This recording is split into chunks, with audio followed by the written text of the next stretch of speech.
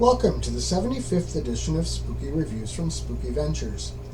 This time I'm going to be looking at the new Blu-Ray release of Lover's Lane from Arrow Video. It's a film from 1999 that has just gotten a revamped release. The movie is based on the old campfire story urban legend of the hook-handed killer at Lover's Lane. The opening scenes center on such an attack, but then we're taken to what was the present day at the time the movie was made. It's 13 years after we saw it at the beginning of the movie. Centering around a killer escaping from a psychiatric hospital at the time of the holiday on which he committed his original crime, in this case Valentine's Day, this calls to mind echoes of the original Halloween.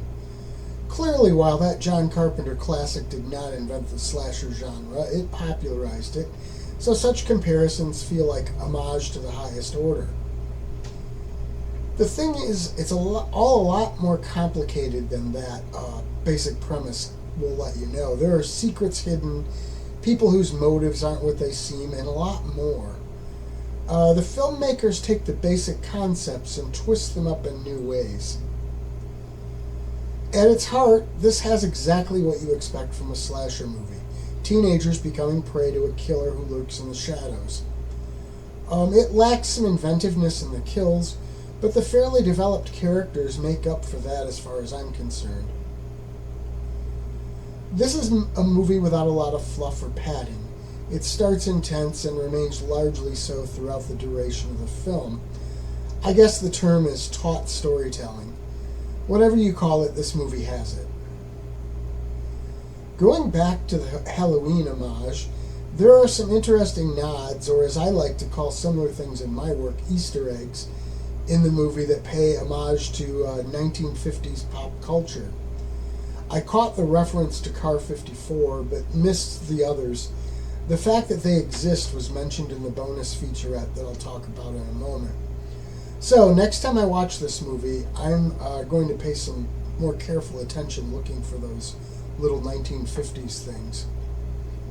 Anna Faris, or Anna, depending on pronunciation, I've heard both, and actually both were used in that featurette I mentioned, made her screen debut in this movie, so it's kind of historically important for that point of view. Her part is meaty, and it's interesting seeing her so young. I also liked seeing Richard Sanders in the movie. I'm guessing there are a lot of folks who, like me, will always think of him as Les Nessman from WKRP. So it was fun to see him in another role, particularly a serious one that paints him in a completely different light. This includes quite a few bonus features. I mentioned the featurette. I really enjoyed that little retrospective video talking about the making of the film with some of the folks involved. It was informative and entertaining. This also includes two different aspect ratio versions of the movie, full screen and widescreen. It has an auto commentary option too, but that just sort of seems like a standard thing you get with movies these days. All in all, I like the way this film takes some pretty well-worn cliches and creates something different from them. It seems to transcend the expectations and limitations of the foundational concepts of the film.